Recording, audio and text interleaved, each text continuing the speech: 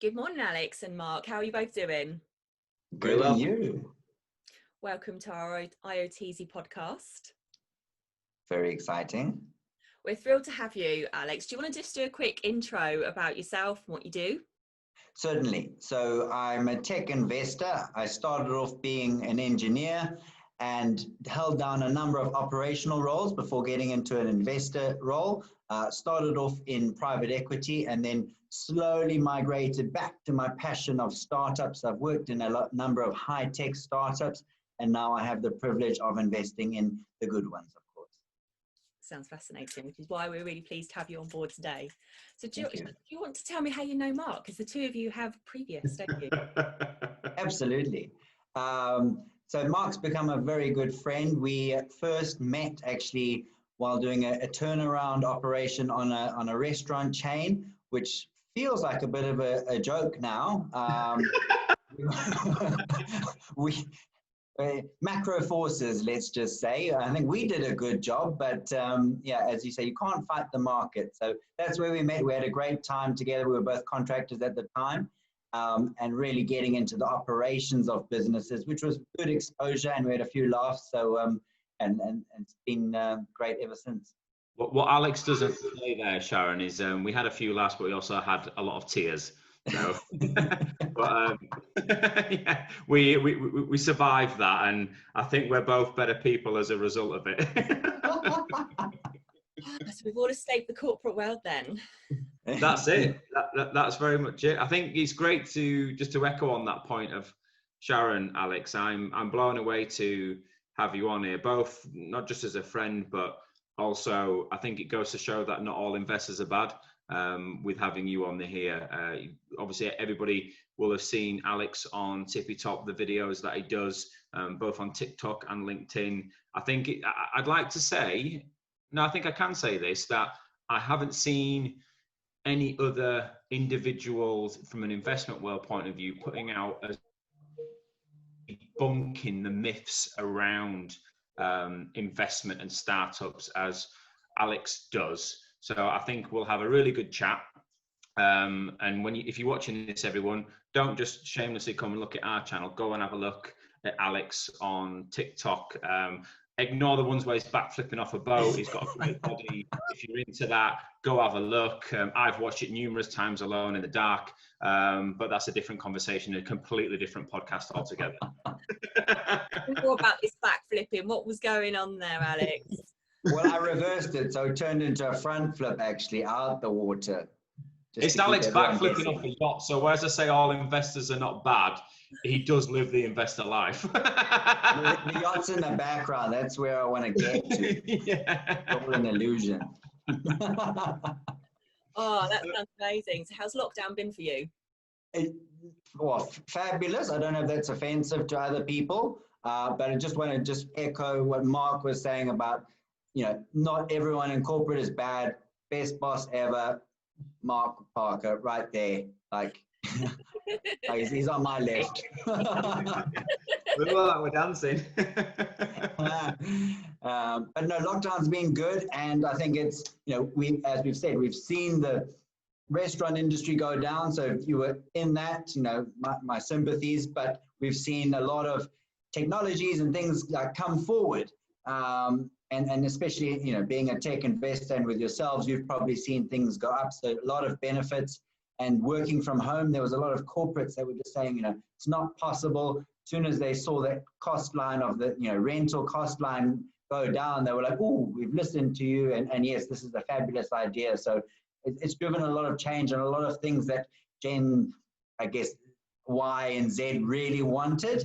And then I think, it's, the planet's less polluted, there's less congestion, there's just so many positives. Obviously, a lot of negatives for a number of people, and the economic fallout will be something to deal with. But again, in any recession, there's always opportunities. So I'm just focusing on all the positives. And that's a key thing for me as well, Alex. I think you've hit the nail on the head there. I mean, I've been at a couple of dinners recently where, when you sat around the table, obviously social distancing, but you sat around the table and everybody's saying what they do and how they work. and you'll almost go around the table and someone will tell a pity story about, it's really been really hard for us, etc., etc. And then you'll get around to someone who sat there going, it's actually been great for us, but they say it really quietly, like it's something that they shouldn't really be saying. Whereas I'm in the same boat as you. I think for us, COVID, from a business point of view, has been the best thing that ever happened to us, because it's really accelerated not only our growth, but also the opportunities coming our way. I mean, I think pre-COVID, to be in front of Lloyd's Banking Group, to be looking at putting some really fantastic technology into a very well-known government body, which we can't mention at the moment, I don't think that would have happened before COVID. But I think what COVID's done is it's shaken the foundations of the old world. I mean, it's almost like Game of Thrones. All the old alliances have all shaken and broken apart. And clients, especially the big clients, are looking around going, well, I've been with this supplier for 20 years and it's always the same stuff. So I wonder if there's something new out there now. And I've seen all this stuff around technology. I'll just have a look at that. And what's that all about? I mean, have you seen, Alex? Because I obviously thought going into lockdown, I think things such as businesses realizing they can trust their staff, technology can enable them to work remotely. You've got Zoom, you've got Teams. I wonder if that's a very small gateway in for them to go, well, what else is out there? Have you seen anything like that? Absolutely. I think it's totally leveled the playing fields, and it feels like the little person can now compete, and like the old boys club has kind of been shaken, and it's more of a meritocracy. So yeah, loads of positives from it. And what do you find, Alex? Because it's interesting, isn't it, that when you look at technology, I think there was a lot of fear.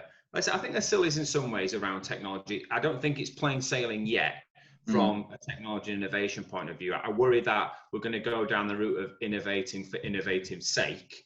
But where you've got the, I mean, you mentioned it, it'd be good for you just to get a bit more thoughts on that, where you look at the Ubers and the delivery side of this world from a technology, and, arguably those markets, rightly or wrongly, have been cracked in terms of a differentiator of the model.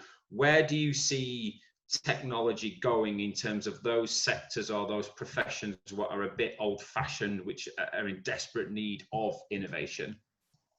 Yeah, no, good question. And it's something I guess I've seen more recently. So, and then coming from South Africa, where you've got those, base level needs that aren't always met. You come to the, Europe, and it's like things are just working, and the logistics and infrastructure, that all works very well now. I did see a couple of competitors to Uber coming out the other day, but as you say, it's kind of cracked. There's not much opportunity there. So now we seem to be kind of going up almost Maslow's triangle of needs, of getting to the more self-actualization phase, where people are focusing on more of the mental health issues, which are, a big problem in Europe, whereas in South Africa, it's more about basic life. And so you're seeing like a lot of sexual health startups, mental health, well-being, HR tech, looking after your employees, where you've got like a big red button, you say, look, I'm not feeling okay. You hit the button and it connects you to someone to seamlessly to help deal with your if you're having an anxiety attack or something like that. So that's really good. I think we're starting to really look after people's mental health, because if I just say, oh, well, you've got food and water, you should be okay. No, people are not okay. And especially now during these times in COVID, where it's not very normal. And I, really sympathize with the people with children. They just, society is not helping them. They don't have the tools and time and, everything to deal with the homeschooling and the current situation that's thrown at them. And it's, especially, and also people living in London, they're in a small flat. You literally just, that's your world. And then you can't go to a coffee shop. So it's been pretty harsh. So I'm very thrilled that we are now looking at that and treating people as humans and saying, not like they're our best asset, we're a consultancy, all that, talk. We've heard that many times, haven't we, Alex? And I absolutely agree. I have numerous rants, both on podcasts and on LinkedIn, and whoever really wants to listen, to be honest, is mostly it's Sharon that just sits there and just goes, yeah. But no, she's actually very good ear to cry into. But I think you're right. Whereas you look at people, and there's a big push at the moment. You've got two composing factors from the government saying get back into the city, and I get why they're saying that, because you've got all those shops in those big mega complex of offices that were desperate for trade during the lunch hour and dropping off dry cleaning and going to get your haircut, going for your Pilates class on lunch. All that's gone away. Whereas the company's going, I'm looking at my office space here. I might downsize this now. I don't necessarily need to pay that. But on the flip side, where I think you are absolutely spot on, and those that are getting onto it from a mental health point of view are really going to win, both commercially and from changing the world in some aspects, is what COVID has showed, and going out of COVID, is mental health has been absolutely smashed. And I think, if I dare be so bold, that will be a bigger killer than COVID ever was, both in terms of the depression, look at any suicide rates going up as a result of that, divorce rates, broken families.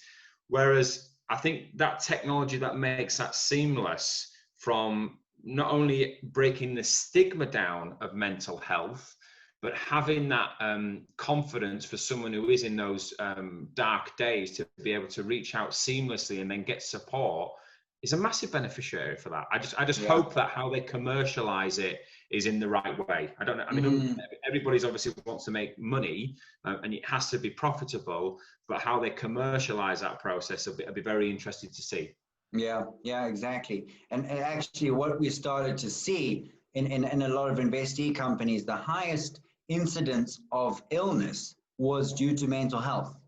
And for me, that was shocking. And it wasn't just one or two. It was, you kept seeing it, in the same company, multiple people going off saying, I just can't anymore. I've been booked off. And, they come back and they get integrated in a very slow process, and then they go back off again. So it's going to be very detrimental to companies unless they start actively managing it. And that comes down to culture, doesn't it, Alex? I think now the stigma, there is still a stigma around mental health. All these campaigns saying it's okay not to be okay. I get that. But take an atypical, God forbid using the words, an alpha male. You can't. I couldn't imagine two builders going in their van and then turning to his mate and going, "I'm not all right." I mean, I'd love them to be able to do that, but I just don't think we're there yet.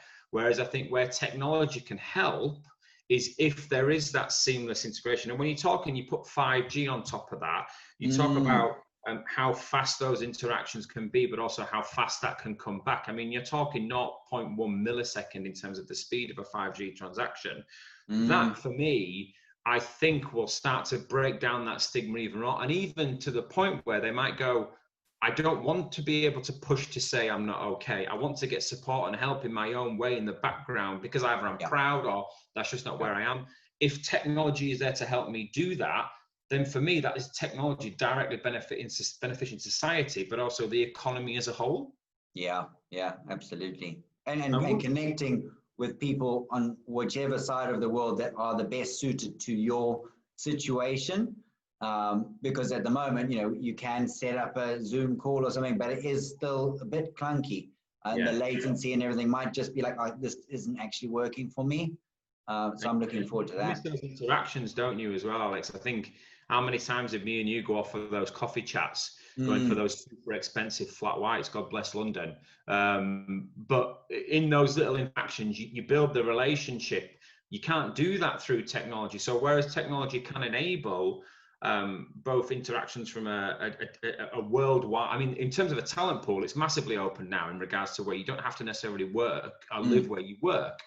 But those social interactions, I'm going to be fascinated to see how technology can bridge that gap at all, because we are social beings. But you touched on something there, Alex, just before we started talking around where you see that investment going, because I saw it, I think it was this morning on one of the videos that you posted. I'd be keen to get your thoughts on it.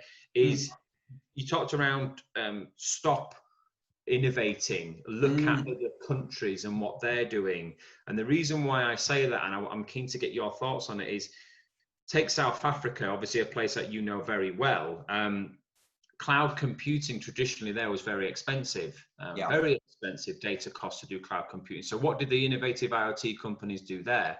Well, that's where they started to do edge calculations. So they do all their computations at the edge right next to the device instead of sending it up to the cloud and sending it back down.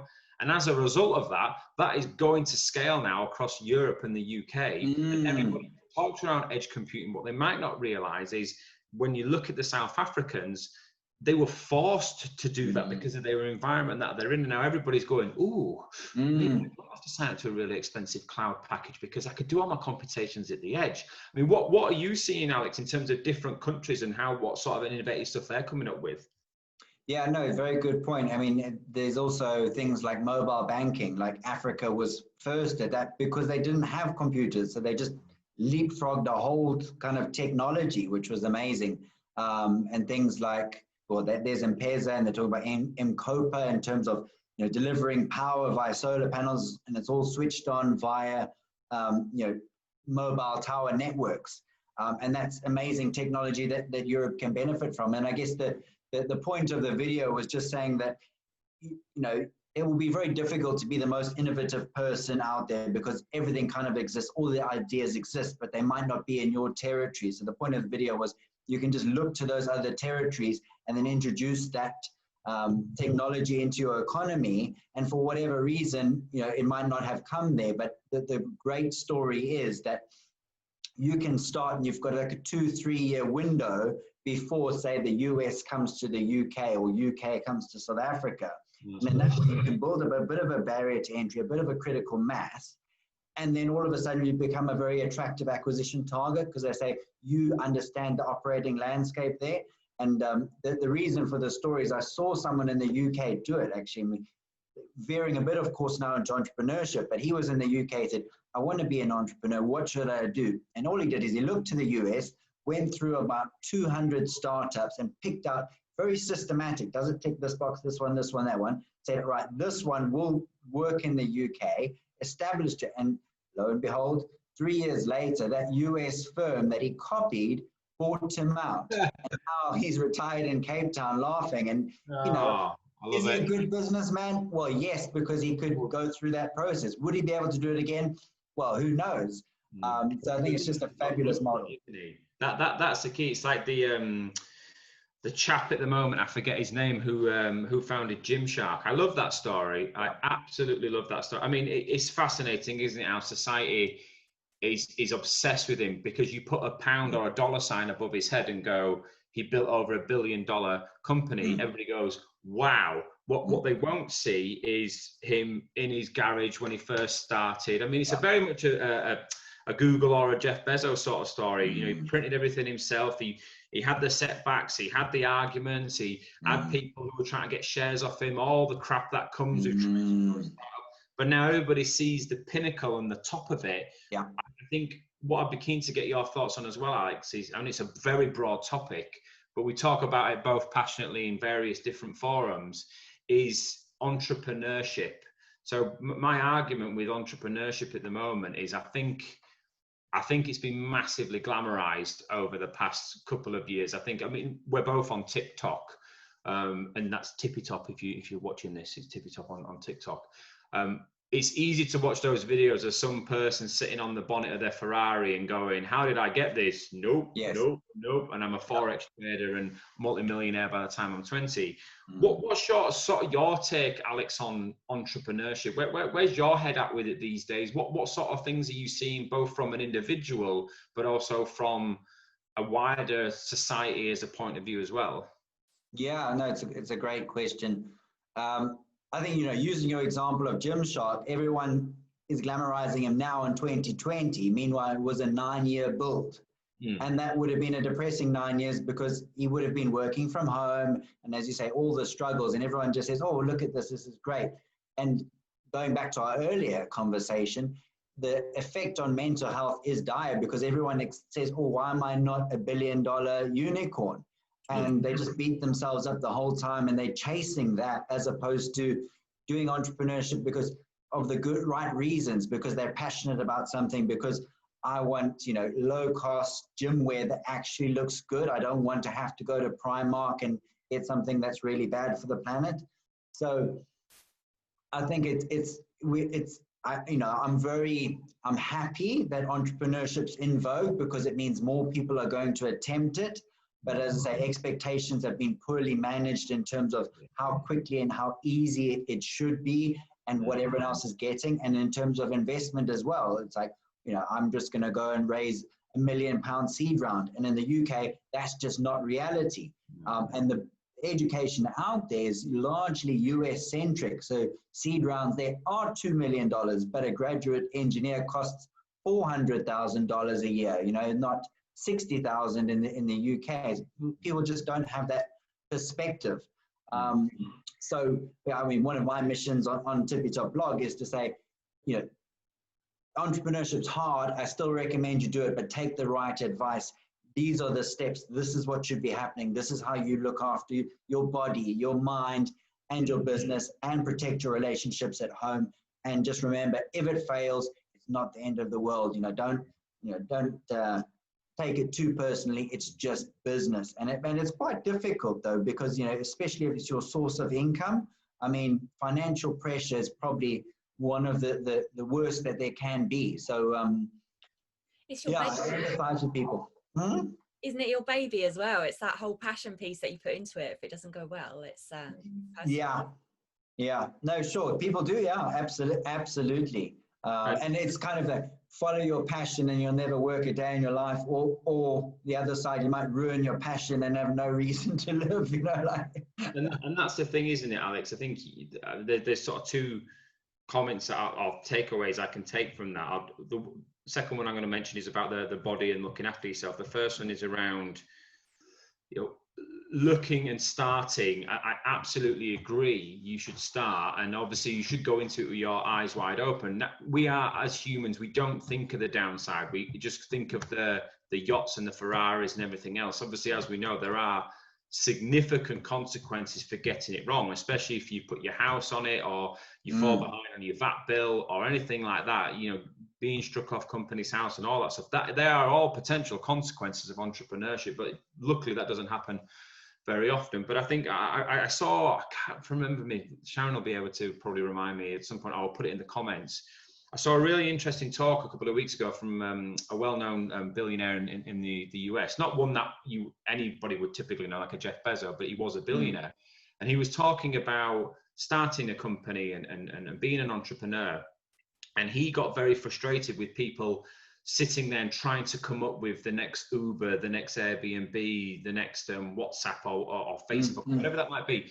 His takeaway was, I'm looking at one now because I shamelessly, this is where I come back to the body bit. I'm looking at an empty Pizza Express box across my kitchen, which is sort of what sparked my thoughts on this. He said, if you take a business that you like, be that pizza delivery, and you go to an area and you say, what is going on with the pizza delivery companies around here? And the consensus from the customers might be, well, it's always late, it's overpriced, the quality is crap, it's cold. You solve those things, you have got a business. So it's not necessarily going to sit there and trying to think of the next Airbnb. If you're watching this and you've got a passion for a particular sector or a particular environment, if you then do your research of why that is the way it is and then change that and do it for the better, you've got a hell of a good chance of making a very solid business out of that. The other side to that, Alex, is when we talk around the health side. I remember reading something from a very interesting ex-SBS Special Forces soldier, and he talks about the 4-burner strategy. So when he went through his selection to become Special Forces, he said he got taught around these 4 burners, and in the 4 burners you had one which was health, the other which was work, the other one was family, and the other one was friends. So he said to pass selection, I had to dial down the 3 burners, which was family, friends, and work, and focus on my health to make me as fit as I could be to pass selection. And it was not sustainable. It was sustainable for a year, but then he said, then he started to turn up the other burners. And what I found personally in the journey that we've been doing over the past 2 years, I'd say my health, my family, and my friends have been turned down, and the business side has been turned up. But as a result of that, you see the cracks in those other 3 areas. And trying to find that balance, it's hard. It's very hard, I think. And you have to be a certain person and you have to have that environment around you to allow you to do that and be able to be mentally strong enough to do it. And then what do you think of that, Alex? Does that sort of ring true with you? Because obviously you're a very busy guy. You're all over the shop doing everything you do. Yeah, I get in trouble all the time. Don't worry. I mean, and also that I've heard it's said a different way in terms of balls that you're juggling, and they say, you know, the one that's glass is family. So don't drop that one. You know, it can go down, but never drop it. So something to be cognizant of. Yeah, I mean, so many good points there, particularly in terms of people chasing unicorns. You know, that they're comfortable earning 50 grand a year, but if they become an entrepreneur, all of a sudden they need the unicorn. You know, what about the 200 grand a year business? Isn't that enough, more than you would ever need? What are you going to do with the other money? You know, go on the yacht. Okay. So very, very good point. And I like what you've done. You've just found a problem. There was actually a very good thing the other day, was that find a BMFP, big mother something problem. And then just solve that, because then you're solving a big problem for a lot of people. And those are the best businesses invariably.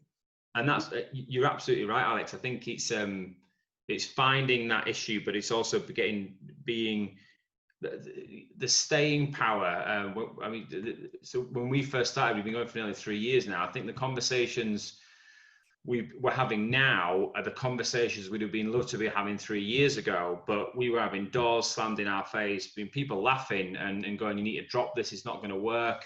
Now, and again, COVID has helped.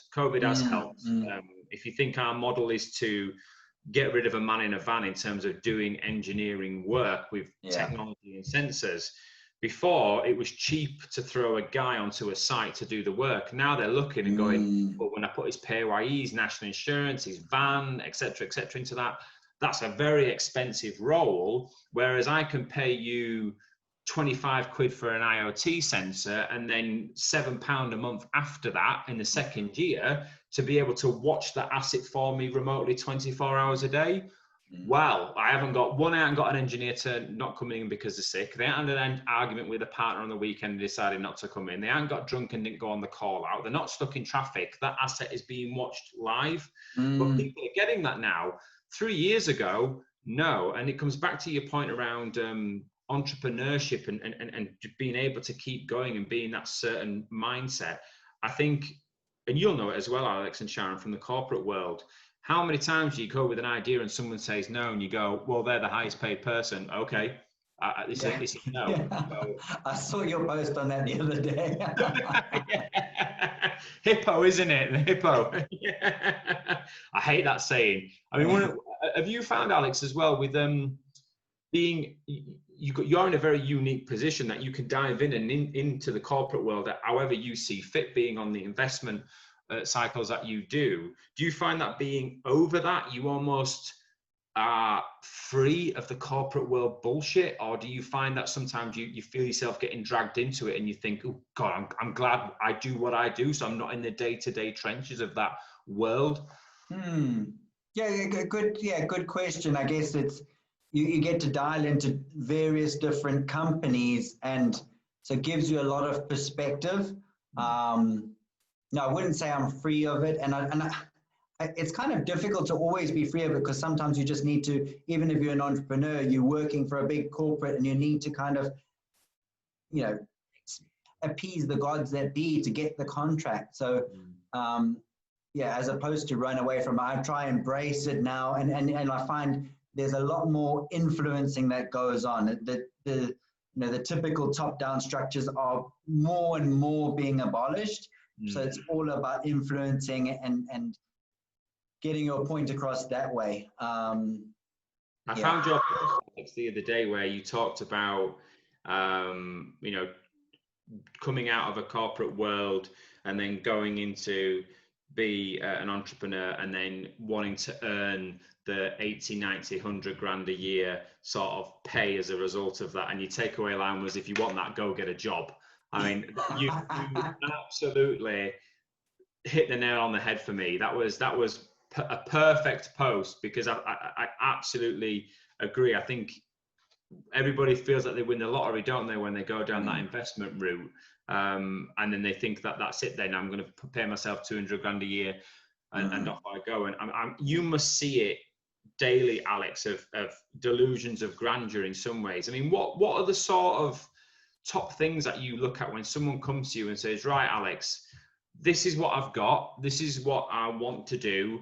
How do you sort of assess that, Alex? What do you sort of look for in the idea, and more importantly, the individuals themselves? I think the big thing is you get people who genuinely want to build a business and will do it come hell or high water. And like, if you come along for the ride, great, the boat's going to go a bit faster. But if you don't, that's okay too. And not in a kind of arrogant way, well, I don't really need your money. It's like, this is good, it would benefit you and me, but you know, I understand. That's one of the things. And I think, yeah, people are just fixated on solving people's problems and have a genuine passion for startups. As I say, there are a lot of people interested in the glitz and the glamour. And as you say, once the investment's in, okay, now we can relax, we've got our salaries. People who I almost have to argue with, say, look, you should pay yourself a bit more. It's probably not going to be enough, you know. And it's funny, you do have that, and it's almost kind of a predictor of success, how little people want to pay themselves, because they're like, I need to invest everything I can into building this business, into making it great, and don't worry, I will eat later. This is just to keep the wolf from the door. I understand the value of my equity, and I know I've got 70%, so you know, I'm not in it for the short-term money. I really want to realize this goal and this passion and this dream.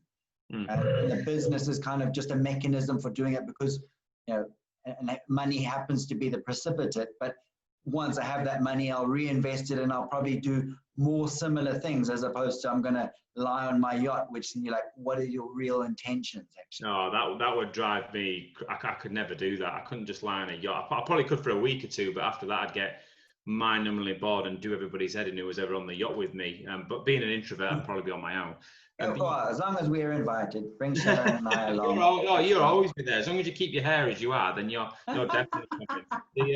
You're right, Alex. I think if you're lucky enough to come from a wealthy backing and you can go into the entrepreneurship world, I think you've got a bit of a different view on it. But if you're in the corporate world, let's say you're earning 70, 80 grand a year, to come from that and then go into a startup, especially if you're bootstrapping it to begin with, I think the shock to the system in terms of how much less money you'll be taking home is something people struggle to get their head around. For me, what I found really interesting, Alex, was you get used to a certain level of living in the corporate world. You go on your 2 or 3 holidays a year, you buy the nicer things, all that crap. Since I've been doing this, I realized that money isn't the driver, it's the journey. And I did see someone say, don't chase the money because you'll eventually fail. The money will come. Chase the journey, the passion, the vision of where you want to go. And we went into that with that mentality. And I've earned significantly less than I ever have done in my life over the past 3 years. But I have never, ever, ever been more engaged at work than since doing this. It just shows you where your value system sort of sits. It's interesting to see that when you come out of the corporate world. Yeah, I've seen you come alive. I mean, look at your presence on social. It's just unbelievable, an unstoppable force. I'm like the little Gary V. Yeah, absolutely. Not even little. All right then. Okay, let's step it up a little bit. Let's go Aldi. Nothing wrong with Lidl and Aldi, by the way. Absolutely. I shop at them. Absolutely. You and me both. I'm just conscious of your time, Alex. I did promise you we'd be on for 15, 20 minutes, and we've been going for 40 minutes. I think we could go for hours and hours. Is there... I haven't got any more questions for you, pal, unless there's any questions from you, Sharon. But more importantly, Alex, is there anything that else you want to say, or anything else you want to mention or get off your chest while we've got you? One final thing, I can see Sharon looking at us, is there's this whole construct of the side hustle now. And I don't know if you saw my 4-hour work week post saying I tried the side hustle and it always stayed a side hustle, and I kept on hustling and nothing changed. And I just think, and I have tried other side hustles, and I think it's very, very taxing. So you've got to be very careful about trying to work a corporate job and starting the side hustle and thinking you can like dilute your energy and it's going to work. The side hustle for me is only a part-time thing until you can jump over into it main, full-time, just the way you did, Mark. You always had like, MKL and innovation there, and you told me about it, and you were like, I'm just making money to do it, and it was real. But had you tried to do it for too many years, you might just end up burning out. You mess up your corporate career. You're also not as productive there. And then, of course, your startup fails. So I think just be very wary of the side hustle and do it when it's right. You don't have to be an entrepreneur. You could start being an entrepreneur when you're 45. It doesn't matter. People need to take the pressure off themselves. Say, I've got a good corporate job. I can learn. I can build up some wealth. I can get a house. I can do all those things. We're going to be working till we're 75. Like, you've still got 30 years to be an entrepreneur. It's a long time. Just do it at the right timing. And that can be, depending on houses, babies, levels of income, where you are in your career, all that kind of stuff. But as they look after yourselves, that's the biggest message. Thank you, Alex. That's a fantastic point. Sharon, do you have any questions for Alex? No, I'll pick out some of the great takeaways that you've given us there, Alex, and put us in the comments, because there were a lot, especially around the global aspects of business and how there's difference. So no, that was amazing. Thank you. And thank you for both of you for coming on and talking about the old times and then very much new times as well. So I really appreciate it. Thank you. Have a great day. Oh, thank you. Thanks, Let me just finish by saying, everyone, if you're watching this, go. If you will have liked what Alex has said. He's very passionate, and what you see in what you have now of him, I can testify that is exactly what he's like in real life. So the myth, the legend that is Alex Lee, he's very much alive and well, and he's very much similar in real life. But tippy top, he's on LinkedIn, he's on TikTok, he's on YouTube, he is everywhere. Go and have a look at his videos. They last anywhere between 30 to 40 seconds, maximum of a minute. And it's just very good. I learn a lot personally from it. And yeah, I can't thank you enough, Alex, for coming on. I've really enjoyed it. That's very kind. Thank you, Mark. Amazing. Thanks, Sharon. Thank you, guys. Have a lovely day. Take care. You too. Bye-bye. See you. Bye-bye. Bye-bye.